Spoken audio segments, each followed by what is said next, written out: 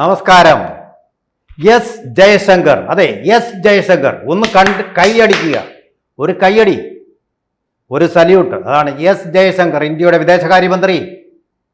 നമ്മളെ ഒക്കെ വിചാരിച്ചത് എന്ത് ചെയ്തുകൊണ്ടിരിക്കുകയാണ് ലോകയുദ്ധം നടക്കുമ്പോഴെന്ന്. മൗനമായിട്ടും സോഫ്റ്റായിട്ടും സംസാരിച്ചു കൊണ്ടിരുന്നാൽ മതിയോ? പാർലമെന്റിൽ കടന്ന് ബഹളമാ രാഹുൽ ഗാന്ധിയും കൂട്ടരും. അദ്ദേഹം വേണ്ടത് വേണ്ട പോലെ ചെയ്തു.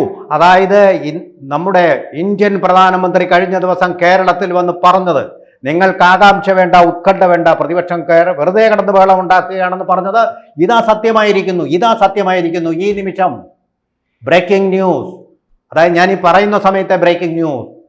ഹോർമൂസ് കടലിടുക്കിലൂടെ അതാ ഇന്ത്യയുടെ 2 കപ്പലുകൾ, ഇന്ത്യയുടെ പതാക വെച്ച 2 കപ്പലുകൾ ഇന്ത്യയിലേക്ക് ഇതാ ഊർജവുമായിട്ട് വരികയാണ്.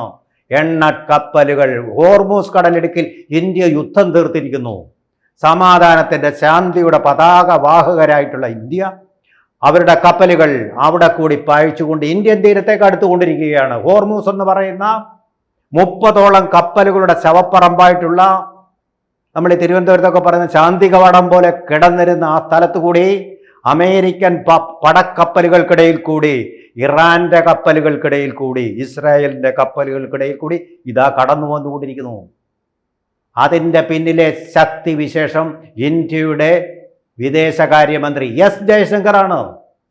ഈ യുദ്ധത്തിനിടയിൽ അങ്ങോട്ടും ഇങ്ങോട്ടും കൊല്ലാൻ വേണ്ടി നടത്തുന്ന, പരസ്പരം കൊന്നു തീരാൻ വേണ്ടി നടത്തുന്ന ഗോത്രപ്പകയുടെ യുദ്ധത്തിൽ ഇന്ത്യയുടെ ധീരനായ വിദേശകാര്യമന്ത്രി, നയതന്ത്രജ്ഞനായ, കാര്യപ്രാപ്തിയുള്ള വിദേശകാര്യമന്ത്രി ഇറാനിലെ ഗവൺമെൻറ്റുമായിട്ട് സംസാരിച്ചുകൊണ്ട് ട്രംപിനെയും അതുപോലെ തന്നെ നെതന്യാഹുവിനെയും ഒക്കെ എളിഭ്യരാക്കിക്കൊണ്ട് ലോക നേതാക്കന്മാർക്കിടയിൽ തങ്ങളുടെ സ്ഥാനം എന്താണെന്ന് തെളിയിച്ചുകൊണ്ട് പ്രക്ഷുബ്ധമായ കടലിൽ കൂടി ഇതാ ഇന്ത്യയുടെ 2 എണ്ണ നിറച്ച കപ്പലുകൾ വരുന്നു.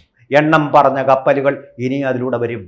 ഇറാൻ സല്യൂട്ട് ചെയ്യും, അമേരിക്ക സല്യൂട്ട് ചെയ്യും, ഇസ്രായേലും സല്യൂട്ട് ചെയ്യും. അതാണ് ഇന്ത്യ.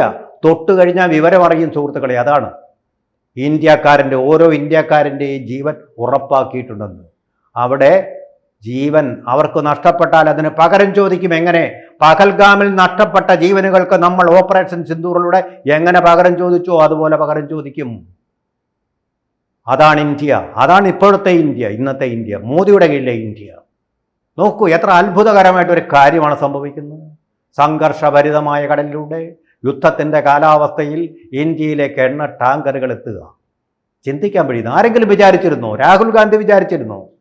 സ്വപ്നം പോലും കഴിയാതെ ചർച്ച നടത്തുക, ഇടപെടുക, ഇതൊക്കെയല്ലേ ആൾക്കാർ പറഞ്ഞുകൊണ്ടിരുന്നത്. ചർച്ചയും ഇടപെടലും ആക്ഷൻ നടന്നു കഴിഞ്ഞിരിക്കുന്നു. ഈ മഹത്വത്തെ നമുക്ക് വീണ്ടും ഒന്നുകൂടി കൈയടിച്ചു വാഴുക. രാഷ്ട്രീയ ഭേദമല്ലേ, രാഷ്ട്രീയവും മറ്റു കാര്യങ്ങളൊന്നും നോക്കണ്ട. ഇതൊരു രാഷ്ട്രീയ വിഷയമല്ല, ഇന്ത്യയുടെ ദേശീയതയുടെ അഭിമാനത്തിൻ്റെ സുന്ദരമായ നിമിഷമാണ്.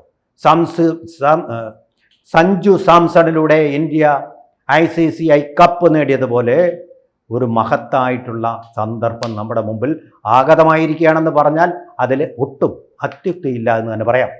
ഇതിന് തൊട്ടു മുമ്പ് ലൈബീരിയൻ പതാക വെച്ച് പോയ ഇസ്രായേൽ കപ്പൽ അവിടെ വെടിവെച്ചിട്ട് അതിൻ്റെ ആഴങ്ങളിലേക്ക് നീക്കി ഇറാൻ.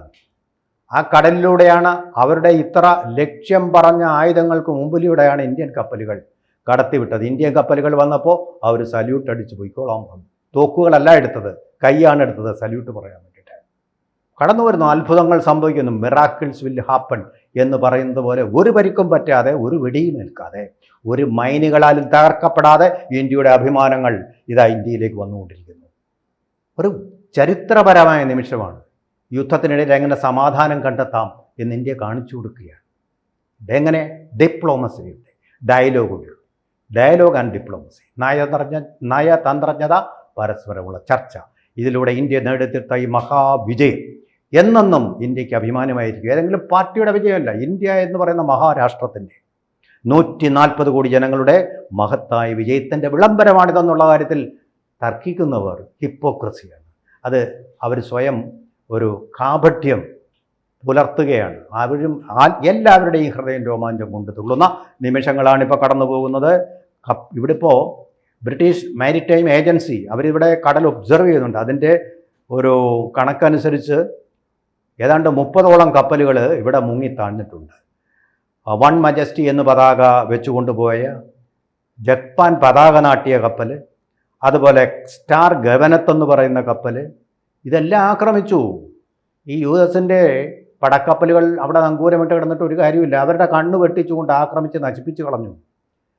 അതുപോലെ തന്നെ അമേരിക്ക പറയുന്നുണ്ട് ഇറാൻ്റെ 16 കപ്പലുകൾ അവിടെ തകർത്തിട്ടുണ്ടെന്ന്. ഇറാനാകട്ടെ അതുവഴി പോയ 14 കപ്പലുകൾ തകർത്തിട്ടുണ്ട്. അങ്ങനെ മൊത്തം ഏതാണ്ട് 30 കപ്പലുകൾ അവിടെ തകർന്ന് അവിടെ അവർക്കൊരു ശാന്തി കവാടം എന്ന് പറയുന്നത് തിരുവനന്തപുരത്ത് മരിച്ചവരെ അടക്കുന്ന ആ ശ്മശാനത്തിൻ്റെ പേരാണ്. അത്തരം ഒരു കവാടമായിട്ട് അവിടെ തീർന്നിരിക്കുകയാണ്. ആ സ്ഥലത്തു കൂടിയാണ് ഇന്ത്യ കടന്നു പോരുന്നത്. ധീരമായിട്ട് ആ കപ്പലുകൾ അവരുടെ കപ്പിത്താൻ പറപ്പിച്ചു കൊണ്ടുപോരുന്നത്. എന്താണ് ഇന്ത്യക്ക് സാധ്യമല്ല? അസാധ്യമെന്നൊന്ന് തൻ്റെ നിഘണ്ടുവിൽ നിന്ന് പണ്ട് നെപ്പോളിയൻ ബോണപ്പാർട്ട് പറഞ്ഞതുപോലെ ഇത് അസാധ്യമെന്നൊന്ന് ഈ നമ്മുടെ മുമ്പിലില്ല എന്ന് നരേന്ദ്രമോദി അദ്ദേഹത്തിൻ്റെ നയതന്ത്രത്തിലൂടെ തെളിയിച്ചിരിക്കുകയാണെന്ന് പറയാം. നിഷ്പക്ഷമായി തന്നെ പറയാൻ പറ്റും. അങ്ങനെ ഒരു അത്ഭുതം അവിടെ നടക്കുകയാണ്. അതുപോലെ തന്നെ ഇറാന് ഹോർമൂസിൽ 2000-നും 4000-നും ഇടയിൽ മൈനുകൾ ഇട്ടു എന്നാണ് അമേരിക്ക ആരോപിച്ചത്. അതെല്ലാം എടുത്തു നീക്കിക്കോണം, അല്ലെങ്കിൽ വിവരം അറിയുന്നൊക്കെ അമേരിക്ക പറയുന്നുണ്ട്. പുല്ലുപോലെ പോലും ഇറാൻ വില പോയിക്കുന്നില്ല. പക്ഷേ ഇന്ത്യ ഒന്ന് അഭ്യർത്ഥിച്ചു, ഞങ്ങളുടെ കപ്പലുകളൊന്ന് വിട്ടുതരണം. അപ്പോൾ തന്നെ അതിൻ്റെ കവാടം തുറന്നു കൊടുത്തു. ഇതാ പൊയ്ക്കൂ എന്ന് പറഞ്ഞു. ഇതാ വന്നു, എത്തുകയാണ്. ദേ വന്നു, ഇന്ത്യൻ തീരത്തേക്ക് വരികയാണ്. നമുക്കൊരു പ്രതിസന്ധിയുമില്ല. ഇതൊന്നും വലിയ ട്രംപ് പറയുന്ന പോലെ വാചകമടിക്കാനൊന്നും മോദിയെ കിട്ടില്ല. അദ്ദേഹം സൂചിപ്പിച്ചു, നിങ്ങൾ പേടിക്കണ്ട, ഉത്കണ്ഠപ്പെടണ്ട, ഞാൻ പരിഹരിച്ചോളാം. അതാണ് തൻ്റെ ഇടം, അതാണ് കഴിവ്. അങ്ങനെ ഒരു രക്ഷകനാണ് ഇന്ത്യക്ക് ആവശ്യം. ആ രക്ഷകനാണ് നരേന്ദ്രമോദി എന്ന് ദയവായിട്ട് എല്ലാവരും അംഗീകരിക്കുക. നിങ്ങൾ വോട്ട് ചെയ്താലും ഇല്ലെങ്കിലും അത് അംഗീകരിക്കപ്പെടണം. അസൂയപ്പെട്ടിട്ട് കാര്യമില്ല കേട്ടോ. നേതൃത്വ ഗുണമെന്ന് പറയുന്നത് എല്ലാവർക്കും ഉണ്ടാവണമെന്നില്ല. അതുപോലെ കരുത്തനാവണമെന്ന് ആഗ്രഹിച്ചിട്ട് കാര്യമില്ല. ആ കഴിവുണ്ടാവണം. ആ കഴിവ് നരേന്ദ്രമോദി തെളിയിച്ചിരിക്കുകയാണ്. തീർച്ചയായിരിക്കും എണ്ണ നീക്കത്തിൻ്റെ ലോകത്തിൻ്റെ 28% ഇന്ത്യയുടെ 50% കടന്നു പോകുന്ന ഈ കടൽ ഇസ്രായേലും അമേരിക്കയും ഇറാനും കൂടി നടത്തുന്ന ഒരു യുദ്ധത്തിൻ്റെ വാർ തിയേറ്ററായിട്ട് മാറിയിരിക്കുകയാണ്. യുദ്ധവേദിയായിട്ട് മാറിയിരിക്കുന്ന ഇവിടെ കൂടിയാണ് ഇന്ത്യയുടെ ഈ പടക്കപ്പലുകൾ, ഇന്ത്യയുടെ ഈ എണ്ണക്കപ്പലുകൾ പടക്കപ്പലുകളെ പോലെ വിജയ പടകവും അടിച്ചുകൊണ്ട് ഇന്ത്യൻ മണ്ണിലേക്ക്, ഇന്ത്യൻ തുറമുഖങ്ങളിലേക്ക് കടന്നു വരുന്നത്.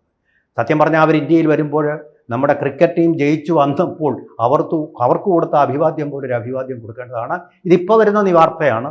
ഈ വാർത്ത ഇനിയിപ്പോൾ മലയാള ചാനലുകൾക്ക് മനസ്സോടെ കൊടുക്കുമ്പോഴത്തേക്കും വളരെ സമയമെടുക്കും. അതുകൊണ്ട് എത്രയും വേഗം ഈ വാർത്ത നിങ്ങളിലേക്ക് എത്തിക്കാൻ വേണ്ടിയിട്ടാണ് ഇപ്പോൾ തന്നെ ഇത് സംപ്രേഷണം ചെയ്യുന്നത്. തീർച്ചയായിട്ടും നിങ്ങളിത് മറ്റുള്ളവരിലേക്ക് എത്തിക്കുക. 100% വിശ്വസിക്കാവുന്ന വാർത്തകളാണ് വന്നുകൊണ്ടിരിക്കുന്നത്. ഇതിൻ്റെ പിന്നിൽ പ്രയത്നിച്ച എസ് ജയശങ്കർ എന്ന നമ്മുടെ വിദേശകാര്യമന്ത്രിയുടെ തൊപ്പിയിൽ ഒരു തൂവൽ കൂടി ചേർത്തിരിക്കുകയാണ് ഈ